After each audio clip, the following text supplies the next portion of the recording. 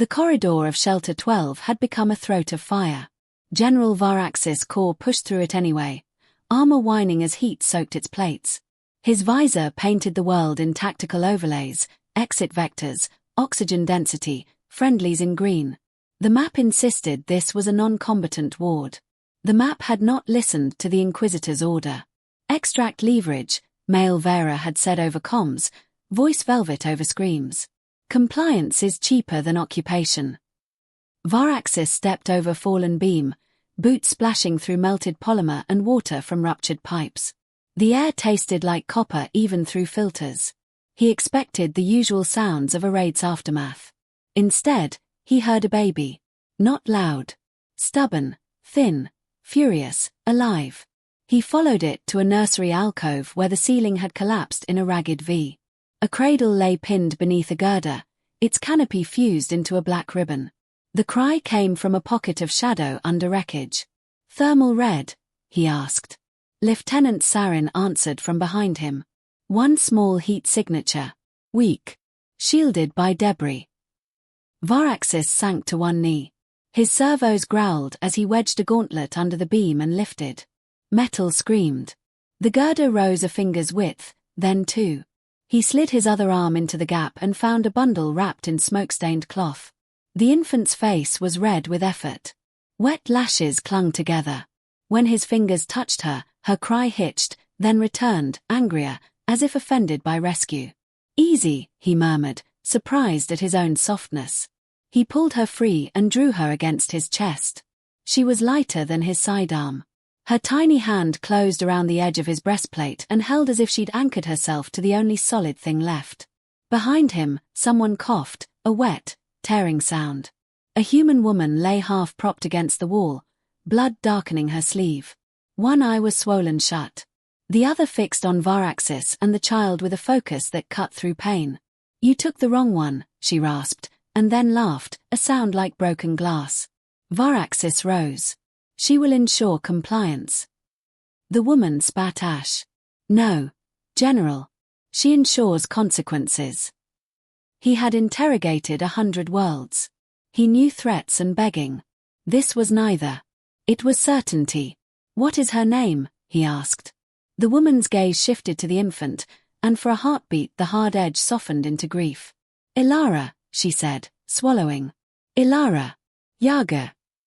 The syllables fell into the burning corridor like a stone into deep water. Every channel in Varaxis's helmet went dead. Not static, absence. The steady hum of fleet telemetry, squad chatter, even his suit status pings blinked out. His visor cleared to raw vision, as if the ship had shut its eyes. Sarin's voice came a moment later through external speakers. "Sir, comms are down. All of them." Varaxis stared at the woman. "What did you do?" She managed a smile that showed teeth. "Nothing. Just named her." The corridor groaned, and sparks fell from above. The fire was advancing. Varaxis looked at the infant again. Ilara's eyes, blue, unfocused, wide, studied the ridges of his jaw plating as if memorizing him. He could not leave her here. "Extract," he ordered. "Now." 2 Imperial Marines appeared through smoke, rifles lowered in confusion at the sight in Varaxis's arms. "Clear a route," Varaxis said. "No incendiaries."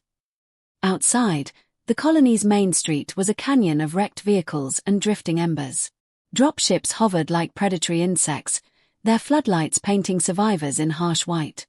Prisoners knelt in lines under guard. Some saw the baby and looked away quickly, as if the image twisted something sacred.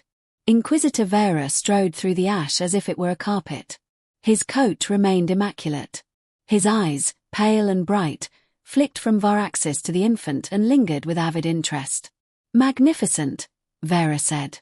"You have a talent for symbols, General." "She's a detainee," Varaxis replied. "A protected one." Vera's smile didn't reach his eyes. "Protection is what you promise.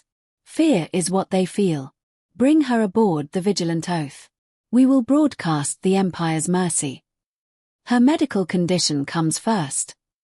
"Of course," Vera said. "Mercy must be seen." Varaxis adjusted his hold, shielding Ilara from Vera's gaze. On the ramp, Captain Drell, scar split down one mandible, leaned close enough that only Varaxis could hear. "Sir," Drell said, "that name. I heard it on Besha Prime. Old logistics officers used it like a curse." "Superstition," Varaxis said, though his mouth was dry. Drell swallowed. A patrol flotilla vanished after an unauthorized juvenile extraction. Records sealed. People said the human response wasn't a fleet. It was a consequence. Varaxis filed it away. Comms returned in fragments, bursts of scrambled code, then silence. The timing felt deliberate. Aboard the flagship, the medical bay smelled of antiseptic and ozone. The medic ran scans over the infant and clicked his beak. No fractures. Mild smoke exposure. Elevated stress hormones, he reported. She will recover. Through the glass, nurses hurried past, avoiding his eyes. Somewhere deep in the ship, an alarm tried to start and died mid-tone. Varaxis felt the flagship's machinery listening, like a predator deciding whether to wake at the sound of that name. Varaxis remained by the cradle. Ilara lay bundled in a warming wrap, thumb in mouth, eyes half-lidded. When he stepped back, her brow creased and she began to fuss. When he leaned closer, she settled. Sarin watched him with careful neutrality. "Sir, what are your orders regarding the detainee?" "My orders," Varaxis said, "are that she stays alive." A chime sounded. A data capsule slid from the wall dispenser, unrequested. The seal bore the Inquisition's mark, but the routing tags listed Fleet Archive, Restricted, Auto-Release. Varaxis took it. The label read, Alibaba Yaga Protocol, Incident Summary. He didn't open it yet. He looked at Ilara's sleeping face, then at the door, imagining Vera on the other side, smiling. Ownership, the Empire believed, was gravity. Varaxis had just taken something that would not stay taken. The archive file resisted opening, not with locks or passwords, but with hesitation, as if the system itself weighed the decision. Varaxis noticed the fractional delay, the microflicker in the interface that betrayed an internal argument. Then the seal broke. Redaction bars dominated the screen. Dates, coordinates, casualty figures, gone. What remained were patterns. Fleets reassigned mid-mission. Communications failures cascading through secure relays. Entire task groups listed as non-responsive rather than destroyed. The language was clinical, almost apologetic. Conclusion: human retaliation does not scale proportionally. Recommendation: avoid actions involving juvenile non-combatants tied to designated myth structures. Addendum: the term Baba Yaga is not a subject. It is a boundary. Varaxis closed the file and leaned back. The flagship's command alcove hummed softly, engine cycling power. Outside the viewport, Kestrel Reach hung in silence, its atmosphere still burning in places. He had seen conquered worlds before. None had unsettled him like this. A chime announced Captain Drell. "Enter." Drell's posture was stiff, antennae angled back, a sign of unease Varaxis had learned to read. "Sir, Inquisitor Vera has requested confirmation that the detainee will be transferred to his custody within the hour." Request denied. Drell hesitated. "Respectfully, that will escalate matters." Varaxis met his gaze. They were already escalating.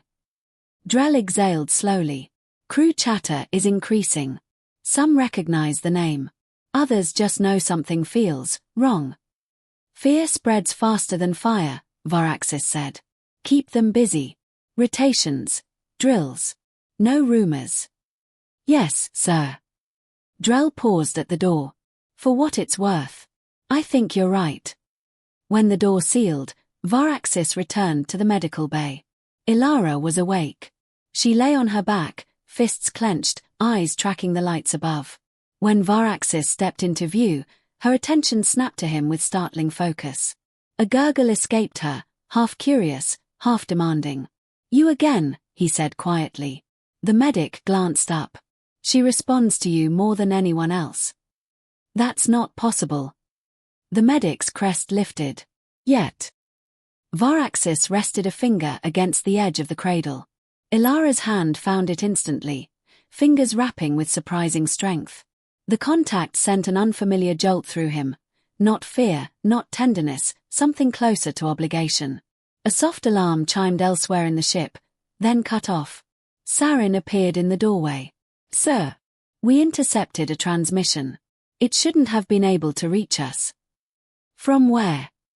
"Planetside. Human origin. No identifiable source." "Play it." The message lasted 6 seconds. "Return the child. You have 1 hour to choose who you are. No threats. No demands beyond the obvious." What unsettled Varaxis was how it had arrived, slipping past Imperial encryption as if the system had opened the door on purpose. Sarin swallowed. "Sir, that wasn't brute force. It was an invitation." Varaxis nodded. "Increase internal security." Quietly. Minutes later, Vera arrived without knocking. He stood just inside the bay, hands clasped behind his back, eyes never leaving the cradle. "You're becoming sentimental, General." "I'm becoming careful." Vera chuckled. "Careful men don't win empires. They manage ruins." He stepped closer. Ilara stirred, her calm fracturing into a whimper. Varaxis moved between them without thinking. Vera's smile thinned. "You see. Even she understands leverage." "She understands proximity," Varaxis said. "As all children do." "That word again," Vera replied lightly. "Children. You humans and your attachments." He tapped the air. "The ceremony proceeds in 40 minutes. I suggest you attend with the appropriate symbol." Varaxis held his ground. "She will not be displayed." Vera leaned in, voice dropping. "Then I will display something else. A hospital wing. A water processor. Compliance requires theater." "You'll provoke resistance." Vera's eyes gleamed. "Good. Fear needs an audience." After he left, Varaxis stood motionless, listening to the hum of life support. He thought of the archive file. Of boundaries mistaken for myths. The attempted poisoning came from nowhere. An automated feeder delivered nutrient gel to the cradle. The medic barely glanced at the readout before Ilara began to cough, a thin, choking sound that snapped Varaxis into motion. He swept the feeder aside, yanked the infant free, and triggered emergency protocols. The gel frothed, reacting to neutralizers. The medic stared at the readings in horror. That wasn't contamination. It was altered deliberately. Security flooded the bay. Sarin arrived pale. "Sir, the feeder's access code belongs to an inquisitorial aide." Varaxis felt something cold settle behind his eyes. He did not shout. He did not strike. He simply handed Ilara to the medic once her breathing steadied. "Find the aide," he said. "Alive." Vera did not deny it. "Oh, I wouldn't have killed her," the Inquisitor said later, reclining in Varaxis's command chair as if it belonged to him. "Just frightened you. Fear clarifies priorities." "You endangered an infant." Vera shrugged. "Empires are built on worse." Varaxis stepped closer. "You will not touch her again." "Or what?" Vera asked, smiling. "You'll shoot me. Inquisitorial law doesn't protect you from accidents," Varaxis finished. The smile faded. "Just a fraction. You're compromised." "I'm informed." When Vera left, Varaxis ordered the armories sealed to Inquisition codes only. He rerouted security through his personal command key. Treason, by any definition that mattered. He sought a human prisoner after that, a technician captured near a relay hub. The man's hands were still stained with lubricant, his eyes sharp despite the restraints. "What is Baba Yaga?" Varaxis asked. The human studied him, then glanced toward the medical bay. "A story we tell ourselves," he said. "So we remember where the line is. And if it's crossed." The man smiled, tired and unafraid. "Then people like me stop fixing things. We start breaking them." The hour was almost gone. Varaxis stood in the dim of the medical bay, Ilara sleeping against his chest, her breath warm through armor seams. Outside, The ship prepared for spectacle. He did not know how this would end. He only knew he would not hand her over. Not now. Not ever. The hangar bay transformed itself for the ceremony with ruthless efficiency. Platforms rose from the deck like altars. Light arrays shifted from utilitarian white to ceremonial gold. Imperial banners unfurled, their sigils vast enough to dwarf the kneeling civilians herded into ordered rows. Drones hovered, lenses adjusting, hungry for the right angle. This would be broadcast across the sector, compliance framed as mercy, resistance edited into silence. General Varaxis' corps stood at the edge of the bay, still and unreadable. Ilara slept against his chest, bundled beneath a cloak taken from a fallen medic. Her weight was a constant, grounding pressure, as undeniable as gravity. Every instinct trained into him by decades of command screamed that this moment demanded decisiveness. Not caution. Not reflection. Decision. Inquisitor approaching, Captain Drell murmured beside him. Male Vera ascended the central platform with a performer's grace, arms spreading as if to embrace the cameras. Citizens of Kestrel Reach, Vera began, voice magnified and velvet smooth, today you witness the Empire's restraint. Varaxis did not move. Vera continued, unfazed. Your world chose defiance. Yet we respond not with annihilation, but with guardianship. He turned, expectant. General. The pause stretched. Cameras shifted, sensing deviation. Varaxis stepped forward alone. A ripple passed through the bay, confusion, then tension. Vera's smile froze. Where is the child? The Inquisitor asked softly. Safe, Varaxis replied. His voice carried without amplification. And she will remain so. A murmur surged through the prisoners. Hope, sharp and dangerous.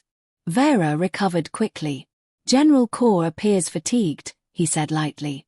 Perhaps the strain of battle has. I retain full command authority, Varaxis cut in. And I deny this spectacle. Silence fell like a held breath. Vera's eyes hardened. You are obstructing compliance. I am preventing atrocity.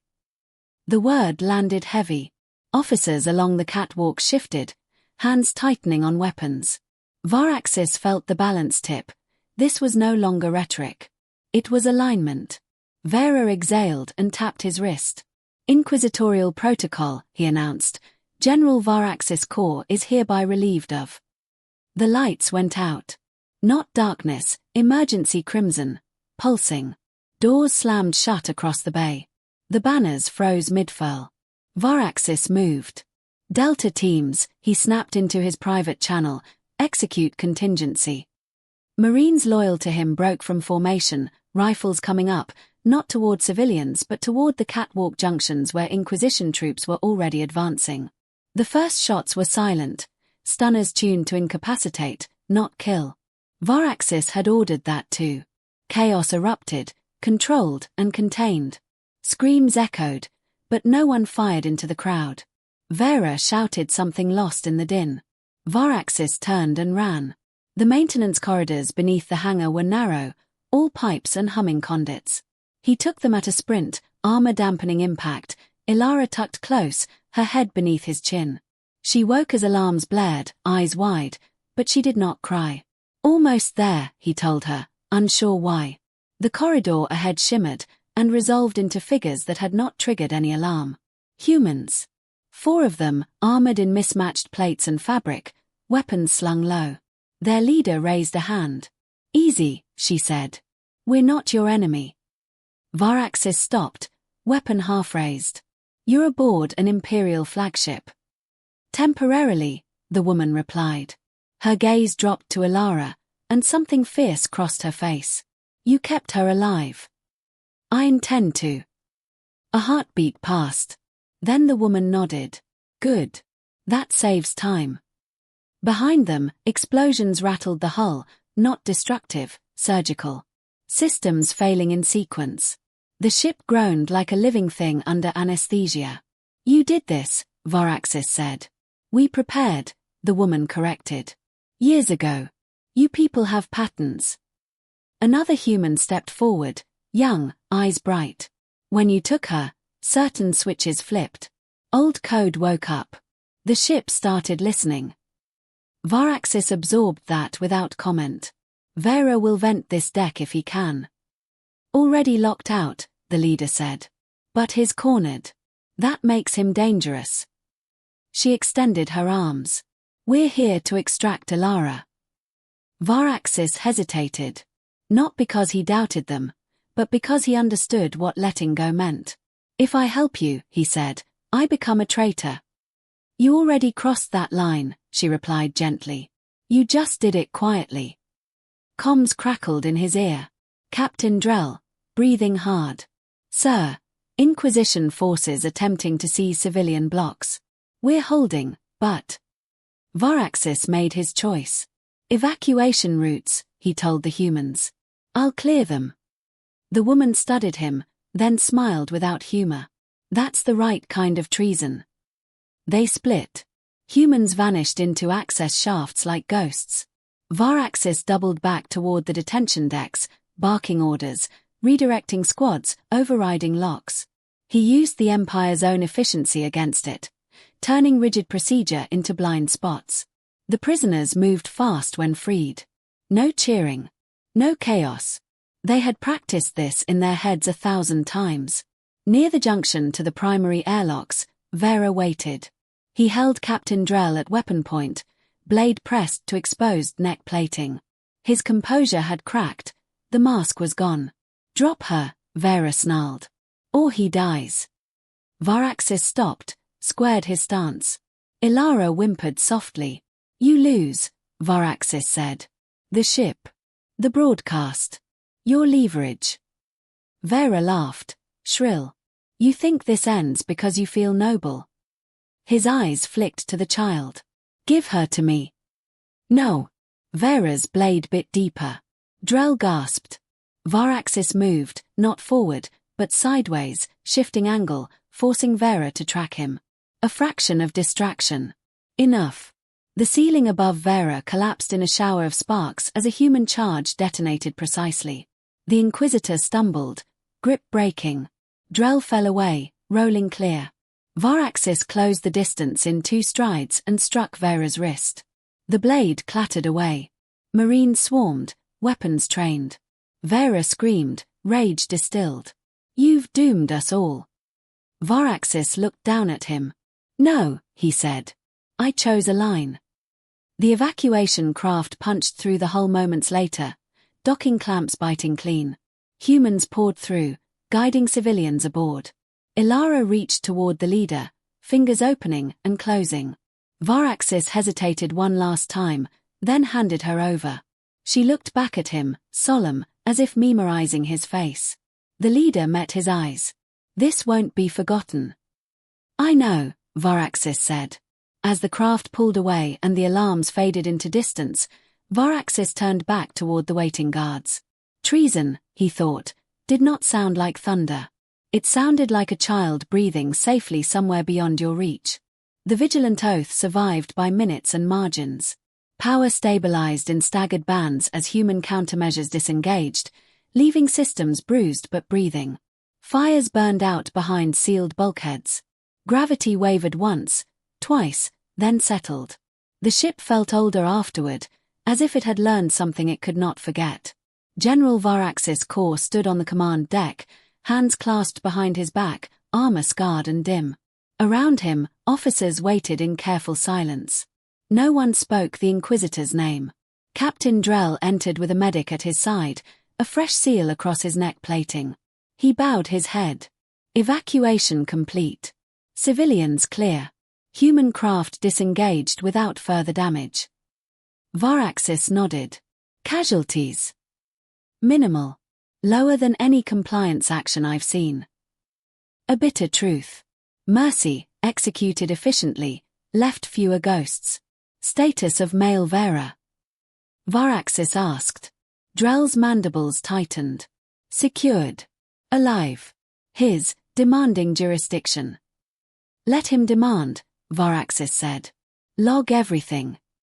The bridge screens flickered to life, displaying external feeds. Kestrel Reach turned slowly beneath them, scarred but intact. No orbital bombardment followed. No last strike. The humans had taken what they came for and left. A junior officer cleared her throat. "Sir, a transmission." "From where?" "Unknown. It's not hacking the system. It's requesting permission." Varaxis paused. "Route it." The image resolved into the human leader from the ship. Her armor scratched, her eyes steady. Ilara was not visible. "She's safe," the woman said before Varaxis could speak. "She's with people who will raise her to know what you did." "I did not do it for gratitude."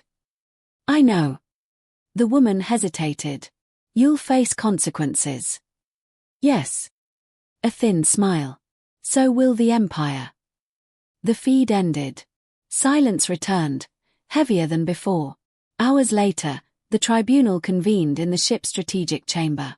Holographic figures shimmered into place, fleet adjudicators, legal officers, distant admirals. Vera stood restrained at the center, fury radiating from every line of him. General Varaxis Kaur, the presiding adjudicator, intoned, "You are charged with obstruction of compliance, unauthorized command restructuring, collaboration with hostile forces, and prevention of civilian massacre," Varaxis finished calmly. A ripple spread through the chamber. Vera laughed. "Listen to him," he sneered. "The traitor wraps himself in sentiment. He handed the Empire's leverage to terrorists." Varaxis met the tribunal's gaze. "I prevented escalation that would have ignited a sector-wide conflict. All actions are logged. All outcomes measurable." "Measurable?" Vera spat. He defied fear itself. "Yes," Varaxis said. "Because fear failed."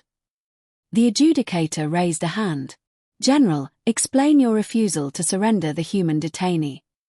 Varaxis drew a breath. He did not speak of myths or names. "I determined that using an infant as a coercive symbol would provoke asymmetric retaliation beyond our predictive models," he said. "I determined the risk unacceptable." "Based on what intelligence?" "Experience," Varaxis replied. "And the evidence that our systems responded to the act itself, not to any attack." A pause. Data streamed. Analysts whispered. One of the admirals leaned forward. "You're suggesting the humans embedded deterrence triggered by moral thresholds?" "Yes." Another voice, skeptical. "Absurd." Varaxis inclined his head. "So was losing 3 patrol fleets to malfunctions we couldn't replicate. So was the precision of their evacuation. They did not come to destroy us. They came to retrieve what we should not have taken." Vera surged against his restraints. "They humiliated us. They taught the galaxy we hesitate. They taught the galaxy we can choose restraint," Varaxis said quietly. "That lesson travels farther." The chamber fell still. Deliberation took minutes that felt like years. The verdict arrived without ceremony. "General Varaxis Kaur," the adjudicator said, "you are relieved of field command pending review. You will be confined to this vessel and submit to further inquiry." Vera smiled. "And," the adjudicator continued, "Inquisitor Male Vera is remanded for investigation into unauthorized escalation, attempted infanticide, and violation of Imperial continuity protocols." Vera's smile collapsed into disbelief. "You can't."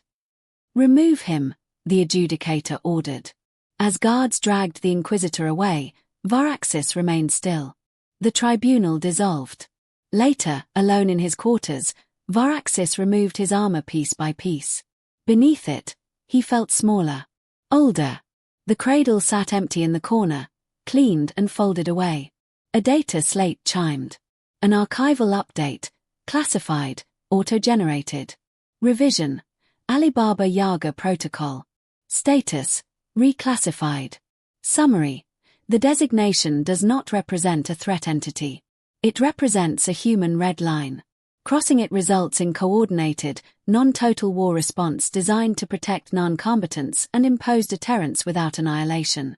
Varaxis read the last line twice. Recommendation, do not cross. He set the slate aside and stared at the bulkhead until the hum of the ship matched his breathing. Weeks later, The Vigilant Oath departed the sector. No replacement fleet arrived. Kestrel Reach remained unclaimed, quietly watched by long-range sensors that reported nothing more than reconstruction and trade. On a distant world, a child learned to walk. On another, a general learned to live with the weight of a choice. The Empire did not fall. It shifted, slowly, uneasily, as empires do when they encounter limits they cannot crush. Somewhere in its vast bureaucracy, a lesson circulated without attribution. Power was not proven by what you could take. It was proven by what you chose to leave untouched. And the boundary held.